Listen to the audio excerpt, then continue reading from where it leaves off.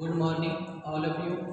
आज हम फिर से हाजिर हुए हैं बीएड सेकेंड ईयर की ऑनलाइन क्लास को लेकर।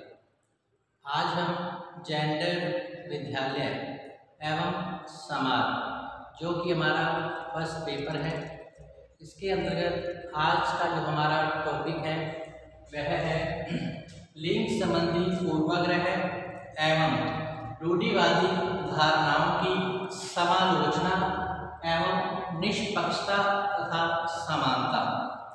अर्थात लिंग संबंधी जो पूर्वाग्रह है यानी स्त्री और पुरुष के मध्य जो लैंगिक विभेद है, इसके बारे में जो पूर्वाग्रह की धारणा प्रचलित है कि स्त्रियों में बुद्धि कम पाई जाती है, स्त्रियां अक्सर झूठ बोलती हैं, इन्हें बाहरी कार्य नहीं करने देना चाहिए, लिंग पूर्वाग्रह धारणा माना गया है। इसी प्रकार रूढ़िवादी जो धारणाएं हैं, इससे समाज के विकास में बाधा उत्पन्न होती है, जैसे कि स्त्री शिक्षा का अभाव, विधवा पुनर्विवाह का अभाव, बाल विवाह की प्रथा, दहेज प्रथा, पर्दा प्रथा। तो ये जो रूढ़िवादी धारणाएं हैं, तो इनकी जो आलोचना की गई है, उसके आधार पर इसमें इस बात को स्पष्ट करना है कि इसके अंतर्गत लिंग पूर्वाग्रह और रूढ़िवादी धारणाओं को समाप्त करना चाहिए और समाज के अंदर निष्पक्ष व्यवहार होना चाहिए स्त्री और पुरुष के मध्य, अर्थात दोनों में समानता का व्यवहार होना चाहिए। तो लिंग पूर्वाग्रह और रूढ़िवादी धारणाओं को समाप्त करने में जो एक शिक्षक है वो अपनी महत्वपूर्ण भूमिका निभा सकता है। एक शिक्षक ही है जो समाज के अंदर पूर्व प्रचलित जो धारणाएं हैं तथा पूर्वाग्रह संबंधी जो धारणाएं हैं स्त्रियों के प्रति और समाज के अंदर जो रूढ़िवादिता पाई जाती है, तो पूर्वाग्रह की धारणा और रूढ़िवादी धारणाओं को किस प्रकार से समाप्त किया जाए, किस प्रकार समाज में स्त्री और पुरुषों में समानता स्थापित की जाए, जिससे कि समाज के अंदर स्त्री और पुरुषों में निष्पक्ष व्यवहार किया जा सके। तो एक शिक्षक ही है जो इन रूढ़िवादी धारणाओं और पूर्वाग्रह की धारणाओं को समाप्त कर सकता है। तो इसी प्रकार एक सामान्य शिक्षक जो है वह एक सामाजिक प्राणी माना गया है, जो कि समाज के अंदर पूर्वाग्रह और रूढ़िवादी जो धारणाएं हैं उसके प्रभाव से वह भी अधिक समय तक नहीं बच सकता है। इसी प्रकार की रूढ़िवादिता की जो धारणाएं हैं जो समाज में प्रचलित हैं, दहेज प्रथा, बाल विवाह, पर्दा प्रथा, विधवा पुनर्विवाह का अभाव, लैंगिक विभेद, तो इस प्रकार की जो रूढ़िवादी धारणाएं हैं वह भी एक शिक्षक को प्रभावित करती है किसी न किसी रूप में। तो एक शिक्षक से यही अपेक्षा की जाती है कि वह समाज के अंदर फैले हुए लैंगिक विभेद को दूर करे, उसको अपनी साथी शिक्षिकाओं अर्थात एक शिक्षक के साथ जो उसके सहयोगी कर्मचारी होते हैं, विशेषतः महिला कर्मचारी जो कार्य करते हैं विद्यालय में या महाविद्यालय में, तो एक शिक्षक का यह कर्तव्य है कि वह इन शिक्षिकाओं के साथ समानता का व्यवहार करे, उसे सदैव अपने समकक्ष समझने का प्रयास करे और विद्यालय में भी सभी छात्र छात्राओं के साथ समानता का व्यवहार करे, चाहे वो लड़का है चाहे वो लड़की हो। और समाज में भी इस प्रकार के कार्य यदि संपन्न होते हैं जो कि लैंगिक विभेद पर आधारित हो, तो एक शिक्षक का कर्तव्य है कि लैंगिक विभेद पर आधारित जो भी कार्यक्रम होते हैं उसका उसे खुलकर विरोध करना चाहिए और समाज के अंदर लैंगिक भेदभाव को दूर करने हेतु जितना बन सके उसे प्रयास करना चाहिए। तभी समाज के अंदर लैंगिक भेदभाव अर्थात लिंग पूर्वाग्रह की धारणा और रूढ़िवादिता की जो धारणा समाज में हमारे प्रचलित रही है उसे दूर किया जा सके। तो इस प्रकार की रूढ़िवादी और पूर्वाग्रह की धारणा को जो है शिक्षक को अपने मन में स्थान नहीं देना चाहिए और न ही इसका समर्थन किसी रूप में करना चाहिए। एक शिक्षक को लिंग संबंधी पूर्वाग्रह को समाप्त करने के लिए निम्नलिखित प्रयास करने चाहिए। एक शिक्षक को लिंग संबंधी पूर्वाग्रह एवं रूढ़िवादिता को समाप्त करने हेतु निम्नलिखित प्रयास करने चाहिए। अर्थात समाज के अंदर लिंग पूर्वाग्रह की धारणा और रूढ़िवादिता की धारणा को समाप्त करने हेतु एक शिक्षक को निम्नलिखित प्रयास करने चाहिए, जिससे कि समाज में स्त्री पुरुषों के साथ निष्पक्षता का व्यवहार हो सके और स्त्री पुरुष में समानता स्थापित की जा सके और स्त्रियों को उनके अधिकारों से परिचित करवाया जा सके। सबसे पहले एक शिक्षक का कर्तव्य है कि लिंग पूर्वाग्रह और रूढ़िवादी धारणाओं को न मानते हुए उसे समाज के अंदर स्त्रियों का सम्मान करना चाहिए और लोगों को भी यह सीख देनी चाहिए कि स्त्रियों का सम्मान किया जाए, न कि उनके साथ भेदभाव बरता जाए। तो समाज में स्त्रियों को पुरुषों से जैसा कि कम सम्मान दिया जाता है, क्योंकि जो भारतीय समाज है वह पुरुष प्रधान समाज है। यहाँ पर पितृसत्तात्मक व्यवस्था देखने को मिलती है, जहाँ पर वयोवृद्ध व्यक्ति या कोई पुरुष घर का मुखिया समझा जाता है। वही घर में सामाजिक आर्थिक सुरक्षा का जिम्मेदारी उठाता है और आर्थिक क्रियाओं का संचालन भी उसी के द्वारा किया जाता है और स्त्रियों को घर गृहस्थी संभालने का कार्य किया जाता है।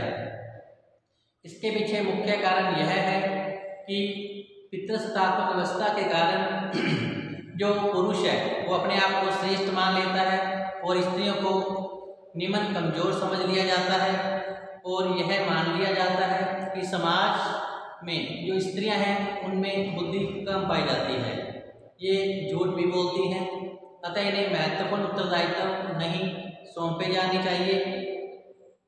और इस प्रकार जो एक शिक्षक है वह इन सभी पूर्वाग्रह और रूढ़िवादी धारणाओं को दूर करने के लिए स्वयं उसे क्या करना चाहिए, अपनी पत्नी का सम्मान करना चाहिए। अर्थात एक शिक्षक को अपनी पत्नी का उचित सम्मान करना चाहिए एवं महिला शिक्षिकाओं का भी विद्यालय और महाविद्यालय स्तर पर उनका सम्मान करना चाहिए, अर्थात उनकी पूरी रिस्पेक्ट होनी चाहिए। तो इससे अन्य व्यक्ति भी शिक्षक से प्रेरित होंगे और जिससे कि जो समाज है स्त्रियों को सम्मान प्रदान करेगा और इससे लिंग संबंधी जो पूर्वाग्रह है या जो रूढ़िवादिता की धारणाएं समाज में प्रचलित है वह धीरे धीरे स्वतः ही अपने आप समाप्त हो जाएंगे। अतः एक शिक्षक को स्त्रियों का सम्मान करना चाहिए, घर में अपनी पत्नी का और विद्यालय और महाविद्यालय स्तर पर शिक्षिकाओं का उचित सम्मान करके ही वह समाज के अंदर पूर्वाग्रह और रूढ़िवादिता की धारणा जो कि प्रचलित है समाज के अंदर वह दूर की जा सकती है। नंबर 2 है बालिका शिक्षा को प्रोत्साहन। तो एक शिक्षक का कर्तव्य है कि लिंग पूर्वाग्रह और रूढ़िवादिता की धारणा समाप्त हो। इसके लिए जरूरी है कि बालिका शिक्षा को समाज के अंदर महत्वपूर्ण स्थान प्रदान किया जाए। तो कक्षा में इसके लिए प्रथम आने वाली जो बालिकाएं हैं उन्हें एक शिक्षक को कक्षा के अंदर सभी के सामने उसे उचित पुरस्कार देकर उसका मनोबल बढ़ाना चाहिए, ताकि जो बालिका शिक्षा को प्रोत्साहन मिल सके और बालिकाओं में भी आत्मसम्मान, आत्मविश्वास की भावना जागृत हो पाए। इसी प्रकार विद्यालय में शिक्षक द्वारा बालिकाओं को भी बालकों के ही समान महत्वपूर्ण कार्य सौंपे जाने चाहिए, क्योंकि ऐसा कोई भी कार्य नहीं है जिसे बालक कर सकता हो और बालिकाएं न कर सकती हैं, बल्कि जो आज की बालिकाएं हैं वह बालकों से भी अच्छा कार्य करती हैं और अपनी योग्यता और प्रतिभा का परिचय देती हैं। परीक्षा परिणामों की दृष्टि से भी जो आज की बालिकाएं हैं वो बालकों से 4 कदम आगे बढ़ रही हैं, बल्कि मेरिट में जो प्रथम स्थान पाने वाली जो छात्र छात्राएं हैं उनमें भी छात्राओं का ही प्रतिशत अधिक रहता है। तो इस प्रकार आज की बालिका बालकों से किसी भी तरह से पीछे नहीं है। तो इससे ऐसा करने से जो बालक बालिकाओं में भेदभाव है वो स्वतः ही धीरे धीरे समाप्त होने लगेगा। जो अभिभावक किसी समस्या के कारण बालिकाओं को विद्यालय भेजने में असमर्थ रहते हैं, तो एक शिक्षक का यह कर्तव्य है कि उन अभिभावकों से मिला जाए और बालिका को विद्यालय न भेजने का उचित कारण पूछा जाए। अगर कोई उनकी समस्या है विशेष, चाहे वो आर्थिक हो चाहे वो घरेलू हो, उन समस्या का शिक्षक को समाधान करना चाहिए और अभिभावक और बच्ची का मार्गदर्शन करते हुए उसे विद्यालय स्तर पर लाने का प्रयास करना चाहिए, ताकि जो बालिका है उसे शिक्षा प्राप्त करने का अधिकार मिले, वह भी पढ़ लिख कर अपने पैरों पर खड़ी हो सके और समाज के अंदर अपने अधिकारों को प्राप्त कर पाए। तो जरूरी है कि एक शिक्षक ही यह काम अच्छे से कर सकता है, अर्थात बालिका शिक्षा को प्रोत्साहन देने के लिए कक्षा में अच्छा कार्य करने पर बालिकाओं को पुरस्कृत किया जाए, और अगर किसी कारणवश बालिका विद्यालय में आने में असमर्थ है तो अभिभावकों से मिलकर उचित कारण जानकर उसका समाधान जो शिक्षक कर सकता है, जिससे कि बालिका को शिक्षा प्राप्त करने का अवसर मिल पाए। नेक्स्ट है पुरुष एवं स्त्रियों के प्रति समन्वित दृष्टिकोण का विकास एक शिक्षक जो कर सकता है। इसी प्रकार शिक्षक को यह प्रयास करना चाहिए कि वह समाज में नारी एवं पुरुष के सह अस्तित्व को बताए, अर्थात स्त्री और पुरुष दोनों ही एक सिक्के के पहलू हैं, एक दूसरे के बिना दोनों ही अधूरे हैं, एक के बिना दूसरे का कोई अस्तित्व नहीं है। स्त्री ही पुरुष को पूर्णता प्रदान करती है, अर्थात बच्चे को जन्म देने के बाद ही जो पुरुष है पूर्णता को प्राप्त करता है। तो इस बात का शिक्षक को ध्यान रखना चाहिए और समाज के अंदर स्त्री और पुरुष के मध्य समन्वित दृष्टिकोण विकसित करना चाहिए कि दोनों के सहयोग से ही समाज अच्छे से चल सकता है। एक के अभाव में समाज के विकास की जो गति है वो अवरुद्ध हो जाती है। तो इसी प्रकार बिना नारी के संसार की अंदर जो सृष्टि संभव नहीं है। ईश्वर ने सृष्टि निर्माण के लिए स्त्री और पुरुष दोनों को ही उत्पन्न किया है, दोनों का ही अपनी अपनी जगह पर विशेष महत्व है। अतः दोनों के साथ समन्वित दृष्टिकोण रखते हुए समाज के अंदर स्त्री और पुरुष में समानता की भावना का जो विकास है वो पुरुष अच्छे से कर सकता है। अर्थात एक शिक्षक को समन्वित दृष्टिकोण अपनाते हुए स्त्री पुरुष के मध्य समानता के दृष्टिकोण को विद्यालय और महाविद्यालय स्तर पर विकसित करना चाहिए और नारी के साथ किसी प्रकार का भेदभाव नहीं होना चाहिए। उसे भी जीने का अधिकार है, स्वतंत्रता का अधिकार है, जो कि उससे छीना नहीं जा सकता। तो इस प्रकार नारी के साथ भेदभाव करना एक अपराध ही नहीं है, बल्कि वह समाज में एक विनाश का कारण भी बनता है। तो नारी और पुरुष दोनों ही मिलकर समाज को एक नई दिशा प्रदान कर सकते हैं।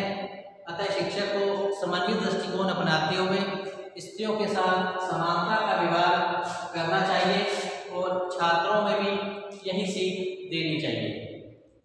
नेक्स्ट है महान नारियों का जो है वर्णन।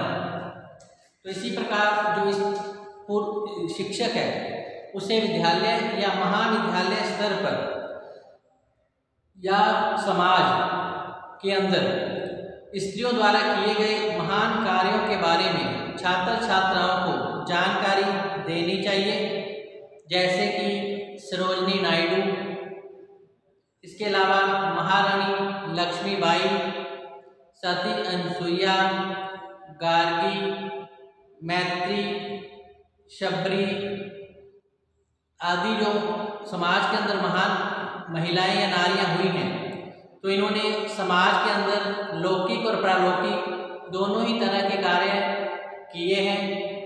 तो इस प्रकार की स्थिति में समाज में लिंग के आधार पर जो भेदभाव है वह स्वतः ही समाप्त होने लगेगा और जो नारी का वर्चस्व है वह समाज में बढ़ जाएगा।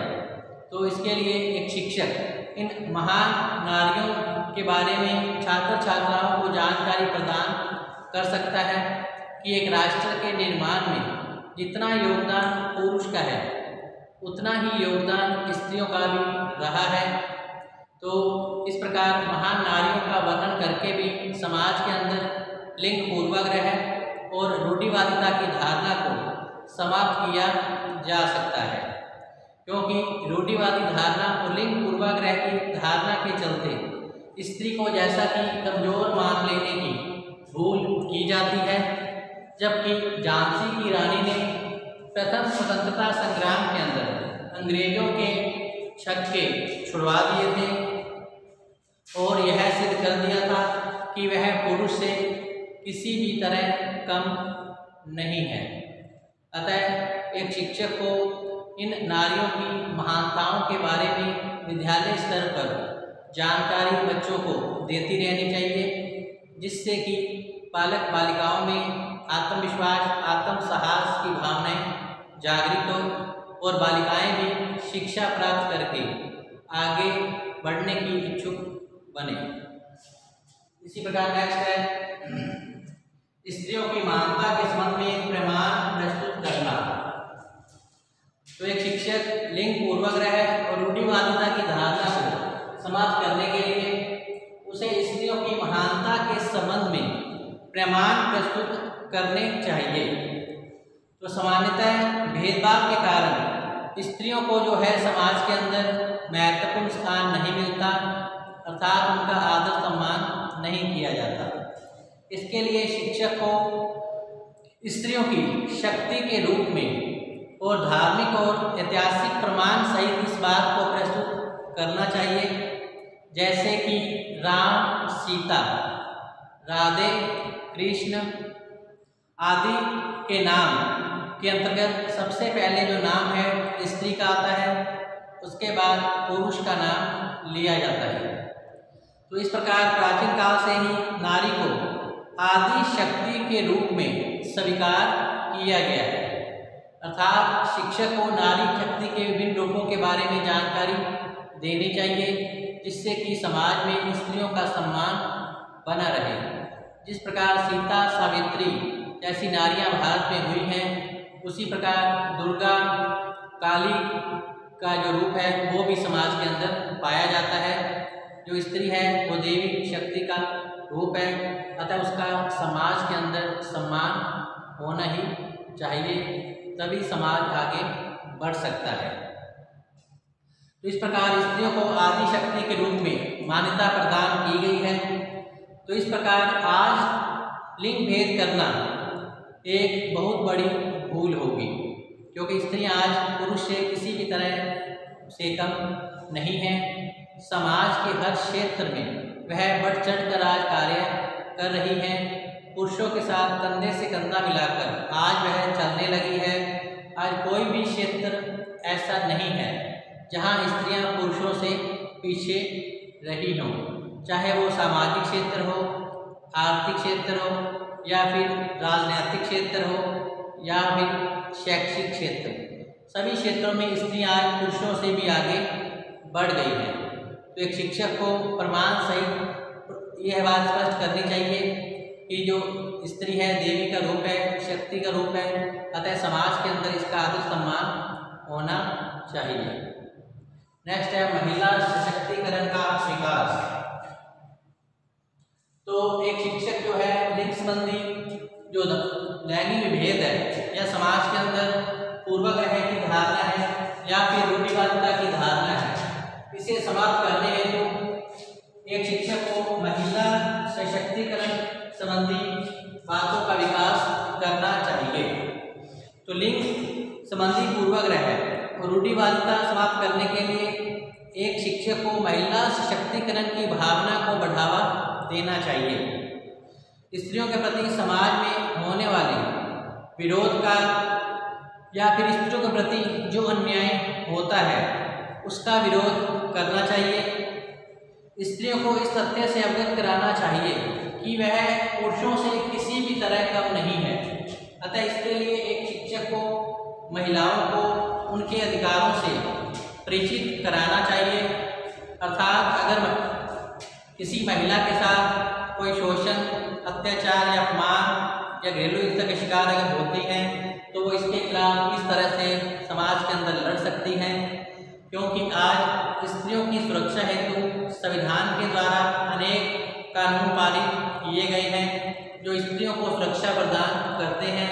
अतः एक शिक्षक का कर्तव्य है कि वह बालिकाओं को और स्त्रियों को उनके अधिकारों से परिचित करवाए, जिससे कि जो स्त्री है समाज के अंदर अपने अधिकारों के लिए लड़ पाए और समाज के अंदर जो अपना सम्मान है वो बनाए रखे।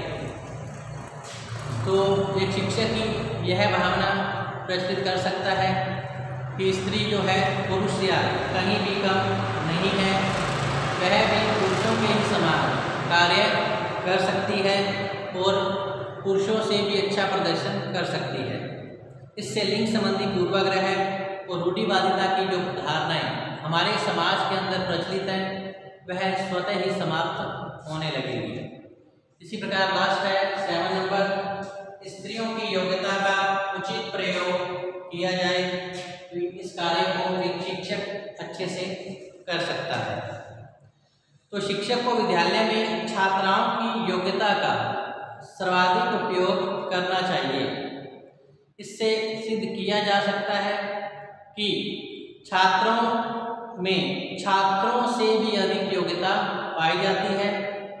इसके साथ साथ छात्राओं में जो भी प्रतिभाएं पाई जाती हैं उनके विकास के लिए और जो एक शिक्षक को अच्छे ढंग से व्यवस्था करनी चाहिए और इसकी जिम्मेदारी शिक्षक को अपने ऊपर लेनी चाहिए।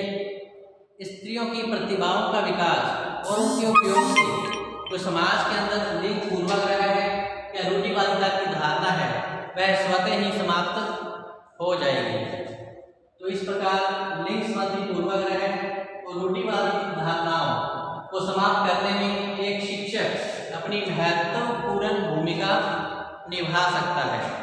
तो इसके लिए शिक्षक जो है स्त्रियों का सम्मान करना सिखाना चाहिए। विद्यालय महाविद्यालय स्तर पर अपने शिक्षिकाओं का भी सम्मान करें और घर में अपनी पत्नी का भी।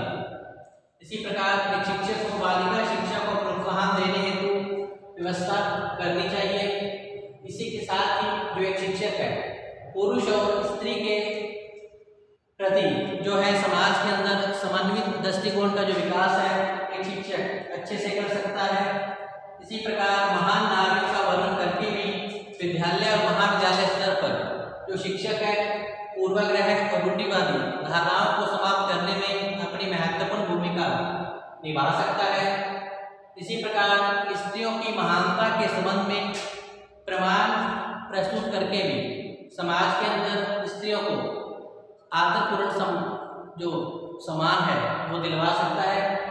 इसी प्रकार महिला सशक्तिकरण का विकास करते हुए एक शिक्षक को बालिकाओं में या स्त्रियों में यह धारणा प्रचलित करनी चाहिए कि वह पुरुषों से किसी प्रकार से कम नहीं है, अतः उसे उसके अधिकारों के प्रति जागरूकता उत्पन्न कर समाज के अंदर समानता स्थापित करने का जो प्रयास है वो एक शिक्षक अच्छे ढंग से कर सकता है। इसी प्रकार स्त्रियों की योग्यता और प्रतिभा का सही प्रयोग करके भी समाज के अंदर लिंग पूर्वाग्रह और रूढ़िवादी धारणाओं को बड़ी आसानी से समाप्त किया जा सकता है।